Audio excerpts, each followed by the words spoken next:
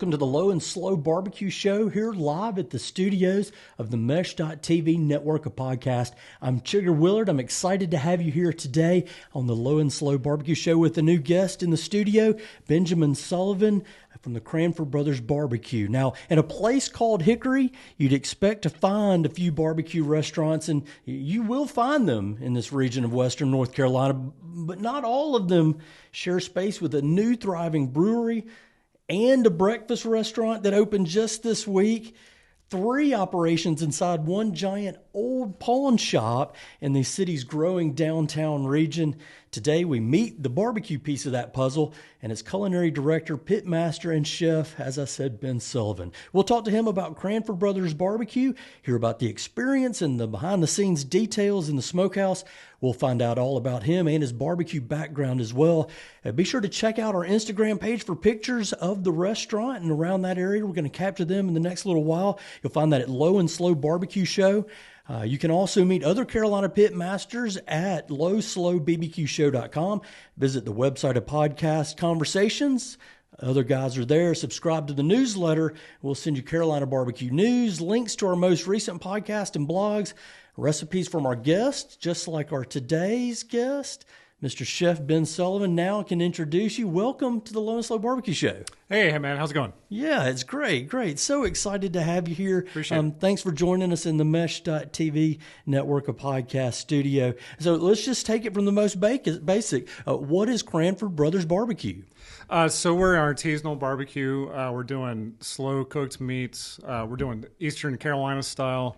We're doing Texas. We're doing a little bit of South Carolina as well. Okay. So now tell me, what is the Cranford Brothers Barbecue experience all about? As a customer, when I walk in, take me into what that experience will be. Sure. You're going to be welcomed in by the smell of that low, slow-cooked meat. We're using hickory wood. So you got that unique smell. You're going to sit down real comfortable. You can see us in the kitchen pulling barbecue, getting the meats ready for the next day. We're a la carte menu, so you can order quarter pound, half pound, full pound, half rack of ribs, whatever you want, and then pick and choose your sides. So it's really, you build your own experience at the restaurant. Okay. So what is one thing that I need to order off the menu if I come in? If there's one thing I got to get, excluding the specials, and we'll talk about that in just a little bit, but what's the one thing we have to get at Cranford Brothers? I think the real sleeper, and no one understands this, is the smoked turkey. Okay. It's turkey breast. All we do with the meats is salt and pepper. That's all we do with the rubs, salt and pepper, and then it just really lets that sweet, succulent turkey come through. Yeah, excellent. So now tell me about the sauces. I know that you've got 4 of them: Eastern, Western, Bestern, and Gold. What's that all about? Okay, so Eastern is the one true sauce. It's vinegar based with a little bit of black pepper, a little bit of citrus. Our Bestern is more of a traditional Lexington style. Modern styles, to me, have that like ketchup base, some extra sweet tomato. I've got a recipe that's back about 100, 120 years. So it's tomato, vinegar, and brown sugar. Okay. So it's still got the tomato, and it's a little bit of sweet, but it's still twangy. Our Western sauce is that KC style, thick, sweet. Okay. Oopy goopy goodness. Yeah. Then we've got our gold sauce, which is South Carolina. We've got our Alabama sauce. Oh, I left that one off the list. Yeah. And then I just dropped one called Firehouse, which is 5 different kinds of chilies. It's a sweet burn. Yeah. And then it creeps up on you, it wants to smack you in the face and thinks a little bit better of it, and then goes back into the background. Yeah, nice. Wow, that sounds exciting. Can't wait to try that new sauce from you guys. So take me a little bit through what the day-to-day operations look like there at Cranford Brothers. How much meat are you smoking on kind of an average day? Sure. We're doing between about 120, 140 pounds of shoulder a day. We're looking I'd say about 50 to 60 pounds of brisket. Anywhere between 15 to 20 birds, just depends on the day. Chickens. We're doing 5 or 6 turkeys. We're doing probably 10 size of ribs a day. And then we've got our sausages. Yeah, okay. We're always getting some sausages in. We're burning smoke every day. Nighttime, obviously, we're putting in our briskets and our shoulders. In the mornings, we're doing our ribs, our turkeys, our sausages. Right, to be ready for the afternoon serving that afternoon. Exactly. Yeah, so the smoker's running all the time then, basically? Yeah, 24/7. If we're not hot smoking, we're cold smoking. We cold smoke our vegetables. All our collards are cold smoked. We do our mirepoix for our green beans is smoked, so most of our sides are vegetarian or vegan. Smoke our buttermilk for our ranch. Whatever we can fit into that smoker, we're going to smoke it. Yeah. Okay. So tell me what kind of smoker, what the equipment you're using. So, you mentioned you're using Hickory wood. We're using Hickory wood, local Hickory wood, and then we're using Old Hickory pit smokers. They're carousel smokers. We've got two 4 carousel smokers, so we can do about 700, 800 pounds a day. Wow. How does that compare to what the average Joe can get as a backyard barbecuer? You know, what can I get this roughly equivalent? Obviously, on a volume scale difference. Right. My smokers weigh a ton each. That's not something I'm going to pull around with my truck too easily. Yeah, no. And then, if you're a backyard pit smoker, those barrel smokers you can get at Lowe's or Home Depot. You can fit probably 10 or 12 of those in my smokers. Right. Okay. All right. So a little bit larger. Larger. Gives me a little bit of understanding of the scale of it there. For sure. So how many people do you have working for you guys? What's powering the production there? So in the pit itself, we've got a pretty small team. It's about 4 of us. I've got some guys coming in, doing some maintenance, doing some cleaning, doing some trimming for the next couple days. Yep. We talk about production, what we're going to do, what we're looking at for the next couple weeks. That kind of deal. Okay. And you guys are open 7 days a week. How challenging is it to keep that drive and keep it going all 7 days? A lot of places you hear about are just on the weekends. How is a 7-day operation? It's like everything else in life. You find that cycle. Yep. We find that cold smoking gets in there on our down days. We can have a little bit more time. We can get to a clean smoker because a clean smoker affects the taste of food. Yeah. And then we've got our specials that we do, like our smoked meatloaf on Sundays. We always got to get that ready Friday, Saturday. Yeah, so you kind of got a plan there for that. Sure. Yeah. Always well, tell me about the catering business. How does that function with the rest of the operation, and how's it going for you guys? It's going well. We're really starting to uptick. We just signed a deal with LR Football. It's going to be a full experience down on the field. Really fun, right behind the end zone. Boosters going to be able to take advantage of that, eat some food, and watch the game. Wonderful. So that is just allowing us to hit the market and get more people exposed to it. Sure. Those Old Hickory smokers, they're beasts. George and Tammy. We named them George and Tammy Wynette. George smokes more than Tammy. Yeah, well, of course he does. Yeah. So we can really allow us to flex those smokers and really use the machines. Yeah, wow, that's exciting. We'll look for you guys in the fall at Lenore Ryan football games. Now, look over here to the website here for Cranford Brothers Barbecue. It's cranfordbros.com.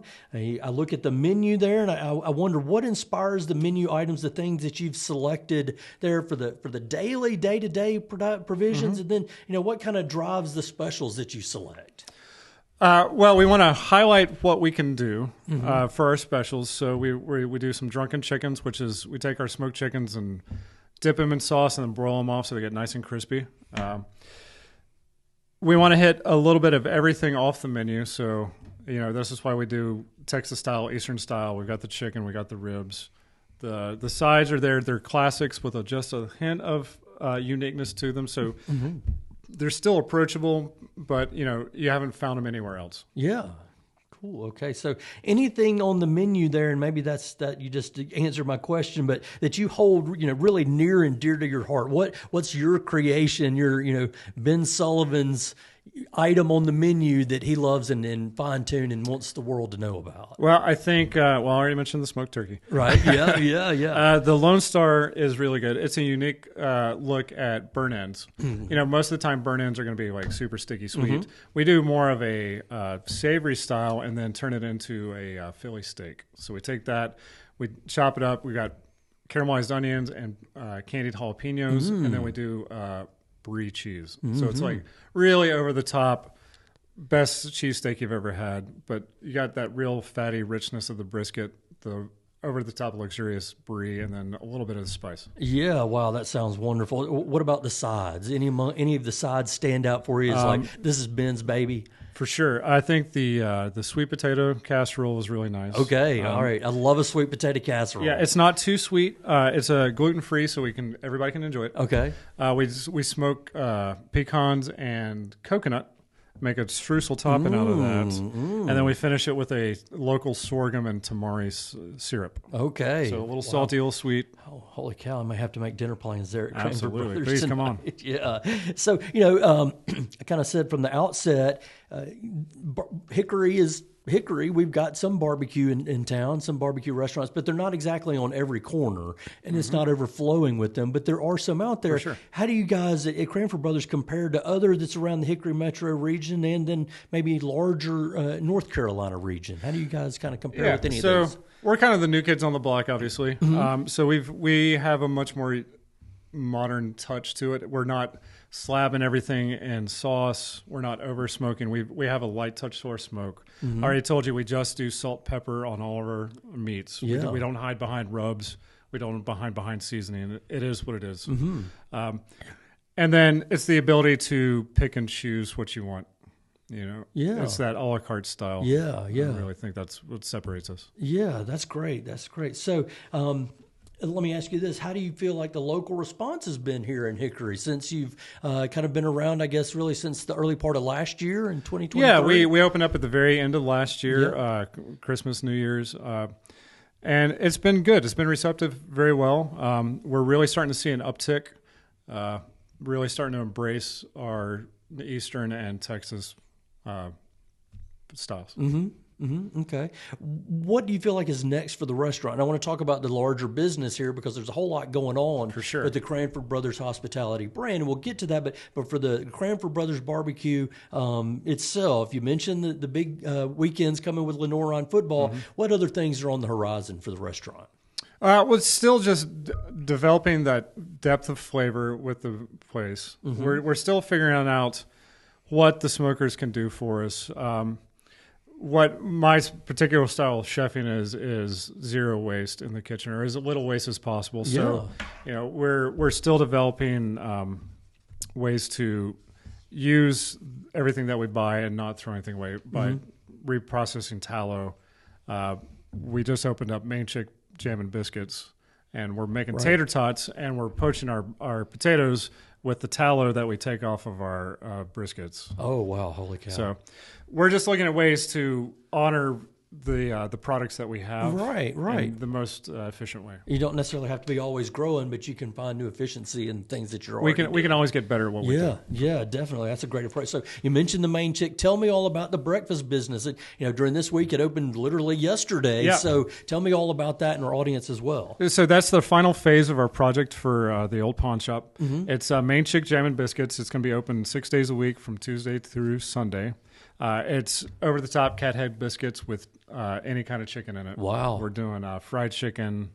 We were making tater tots in-house, smothered or just by side. We've got fresh squeezed OJ. You can have it as a beer mosa with one of our City Walk beverages. Yep. And then we're doing waffle sandwiches as well. Yeah, so you teased the City Walk beverage. Tell me about that as well, to kind of finish the 3 on the complex. Absolutely, yeah. So that was phase 1. City Walk Brewing and Distilling is our brand. We're a full beer brewery, and we are also making spirits. So we're currently producing vodka, gin, and bourbon. On the horizon is rum, and eventually, probably the end of the year, we should be making reposado. Okay. Agave. Okay. So what do you feel like, how do you feel like having the brewery next door to the barbecue benefits the barbecue and vice versa, and now adding in the addition of the breakfast place? How do you feel like all 3 of these are working together to kind of support one another, I guess? For sure. So, one, we use a lot of beer in our cooking upstairs just to showcase what we're doing. 2, beer and barbecue just go hand in hand. Sure. If you're cooking it, you got to be drinking a little bit at home. And then just you can spend all day now at our spot. You can come have a biscuit and a beer. Yeah. And then as soon as the brewery opens up, go down, hang out. You can order some to-go food and just enjoy yourselves out on the beer garden patio. Nice. And enjoy the outdoors, listen to some music, watch the games, the Olympics going on. It's always fun to watch. Yeah, and again, during the fall, that's perfect time for college football to get started. If you get started over there at the main chick with your TV, I get you guys equipped for TVs, can have a biscuit and a beer and watch the start of the early kickoff ball games. We'll definitely have it on the radio going on. There you go. That's all right. We can always bring it along. Yeah. And check it out when they do open up. So, now that we've kind of delved a little bit into, the Cranford Brothers Hospitality, I want to talk about Ben here for a couple of minutes. Sure. Who is Ben Sullivan? How did you get connected, first of all, with Cranford Brothers Hospitality? So I used to go to the Shirley Steakhouse. It's a classic standard for Hickory. Definitely. My buddy James Vinson was the bartender over there. Sure. And he got me hooked up with Zach and the chef team over there. And I started doing wine dinners. And the opportunity for this project at the pawn shop came open, and they asked me if I'd like to join and help them grow their business. And it kind of coalesced into one. Yeah. And so you're, as director of culinary operations, I guess is kind of what the title I see that's out there. What all does your role entail amongst, all the food operations? For sure. So I maintain all our kitchen operations for all our Granny's kitchens, Standard Oyster Company, Shirley Steakhouse, obviously Cranford Brothers Barbecue, main chick. Yeah. Just ensure day-to-day cleanliness, sanitation, execution, to help develop menus, any specialty items, any charity events. I'm out there helping the community. Great. Wow. I'm sure that definitely keep you busy. How many locations is that? Let's see. I think there's 3 Grannies. There's Standard. There's Shirley. Downtown, that's 8 or 9. Yeah, okay. Yeah, it keeps me busy for sure. Yeah, definitely. And some of those Granny's locations are over in Burke County too, so it's a little ways outside of Hickory. Yeah. Definitely see a lot of the landscape. Yeah. So, how did you get into, let's take it back a little bit further. How did you get into food service and what brought you into this field? Sure. So growing up, my dad threw a lot of parties. So okay. I was always either in the kitchen helping him cook or helping him dish food out or getting the table set and making sure everybody had a good time. Just came to me naturally after my first life. Didn't do what I thought it was going to do. Right. Okay. Growing up, kind of getting into it early on, that's a common theme among a lot of people that are in the food service for sure. So, we talked a little bit earlier, outside of the Cranford Brothers. I know you're very active out in the world. So, talk to me a little bit about that. I know you've got something that goes with some local Hickory producers in the area. Yeah, I work very closely with Raising Roots Farms out there on Snow Camp. They're great. They do old spot pigs. It's a rare heritage breed pig. I've helped them develop a couple of their menu items. I'm also on the farmers market board for the downtown Hickory Farmers Market. Right. So I'm really always looking to strengthen and develop the food circle that's in this area. Mm-hmm. And then been involved with events with Co-op Extension, and I know I've been other competitive things going on. You stay pretty busy on the weekend apart from everything else. Yeah, to my wife's chagrin, I can't say no. Yeah. So I just got done with the Co-op Extension for North Carolina. Just did a Heritage Fire, which is a live fire cooking competition. Yeah, wow. National. That was a lot of fun. Yeah, I'm sure. What kind of things do you take away from events like that you might bring into the day-to-day business at Cranford Brothers and the other operations? Sure. You never know when you're going to make great connections with farmers or other chefs or see techniques and new flavors. So that's why I try to go out there and do those.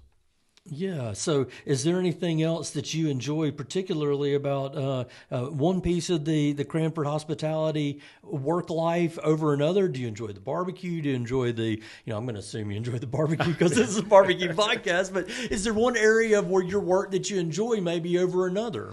For me, it's really the problem solving aspects of it.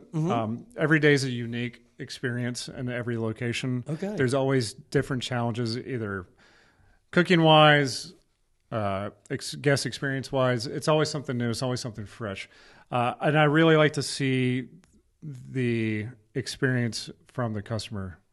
It can change their day-to-day world, and that experience changes my life. Yeah, wow, that's wonderful. So, how do you feel like I know you had some formal education at Johnson and Wales. How did that help shape what you've done in the barbecue world? Sure. So it goes back to what I was talking about with the zero waste. So I bring a lot of technique driven. where, not to besmirch anybody that's been in the barbecue business for a long time. Yeah. But I bring in a lot of techniques. I like to be cognizant of what's going on in my kitchen and try to find ways to make it more efficient. Right. How do you feel about pushing the envelope? How do you feel like you guys might do that in the barbecue restaurant space outside of that sustainability piece, which I think is really kind of pushing the envelope? Yeah. We're always trying new things. I just a couple weeks ago we smoked some tallow for our smash burgers, and we left the tallow in the smoker overnight for about 14 hours, and when I came in the morning, it came up around the carousel and it popped up and it looked like Cocoa Krispies, Fruity Pebble, or Cocoa Pebbles. Yeah. And the mine started. So I drained them all off and I tossed them in a bunch of cocoa powder and sugar, and man, those things slap.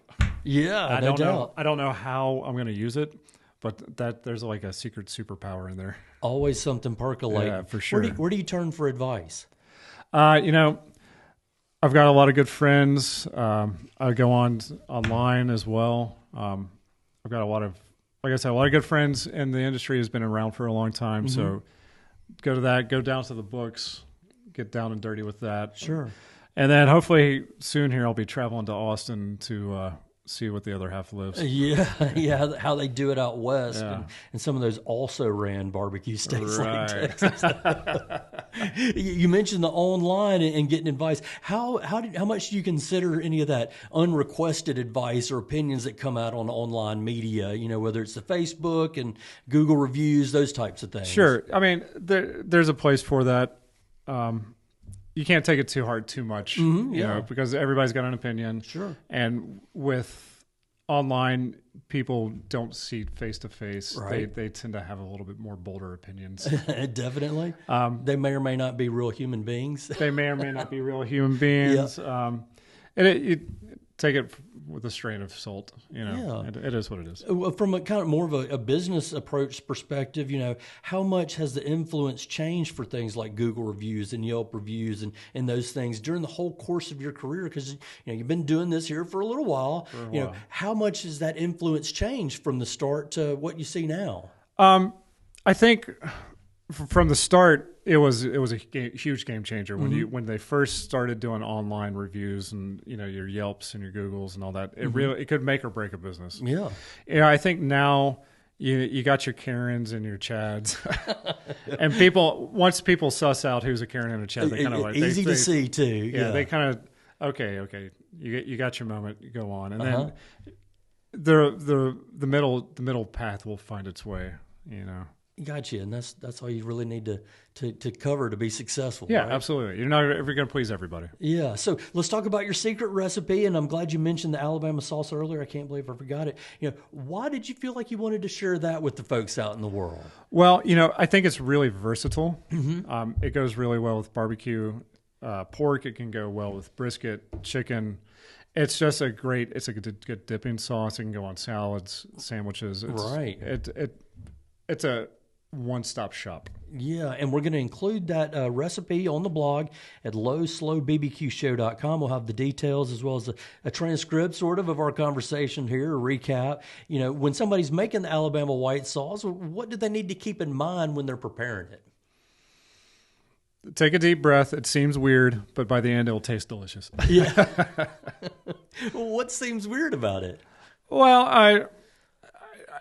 I think that white mayonnaise going on a bunch of hot food seems a little bit weird. You're right about that. Not everybody is going to definitely be hip to doing that kind of thing. Sure. So we'll have to check that out, and if folks can learn how to make it themselves there when they check out the recipe at lowslowbbqshow.com. So what's next? What's next for Chef Ben Sullivan? What's your next culinary goal?